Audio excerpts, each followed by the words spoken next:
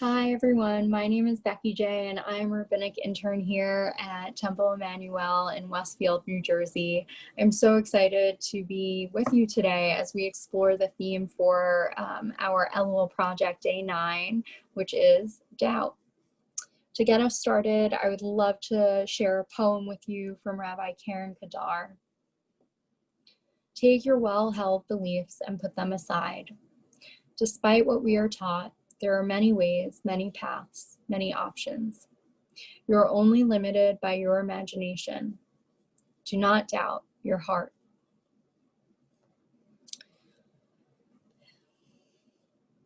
I don't know about you, but I feel as though doubt and uncertainty has become characteristic of life now, ever more so during the time of the pandemic. And one thing that I loved about Rabbi Kadar's poem was her framing of doubts and doubting of the heart, and how we can open up our imaginations so that doubt maybe no longer becomes a limitation, but more of a stepping stone or a foundation for empowerment.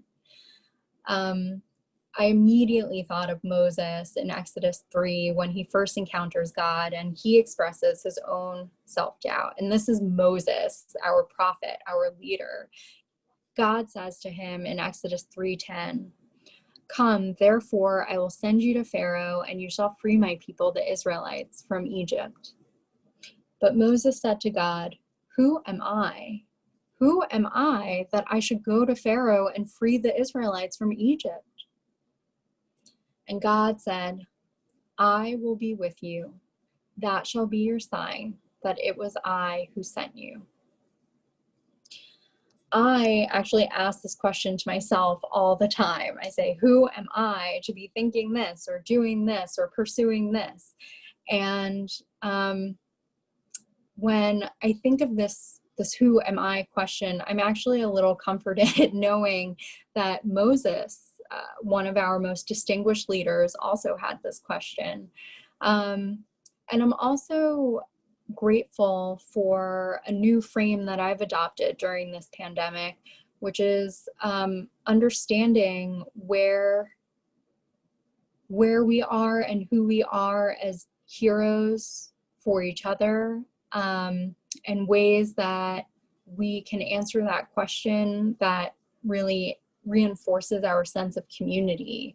In particular, I was thinking about a scenario in which an essential worker, whether that be a teacher or a member of custodial staff, transportation operator, grocery store worker, the list goes on and on, how if they ask me that question a year ago, I might just answer with that a label of what they did, but now I would actually answer differently, completely differently. I would answer, "You are my hero," is who you are. And that's even more so actually as I consider how many doubts those people must have.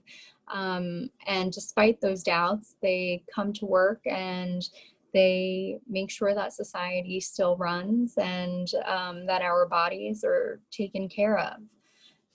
And I was also thinking about how Moses had trouble answering this question, but how this poem by Rabbi Karen Kadar, could actually help us as we explore our own self-doubts, become heroes to the people who need us, to the heroes who are there for us in different and unexpected ways, but ways that are unique to who we are, and ways that honor that uniqueness while also honor our shared value and characteristic of being made in God's image, B'Tselem Elohim. And she says, "Despite what we are taught, there are many ways, many paths, many options. You are only limited by your imagination." And usually doubt makes me feel limited and almost a little paralyzed in what I can do, especially during this time. I've been struggling with ways that I don't know, I would like to figure out how to help. And reading those words of those poems, of that poem, that the answer to who am I could maybe be an exploration of our many paths and our many options, and what our imaginations will allow us to see, really has been an empowering moment in my exploration of doubt, and has given me strength during this time. I hope that that gives you strength during this time as well.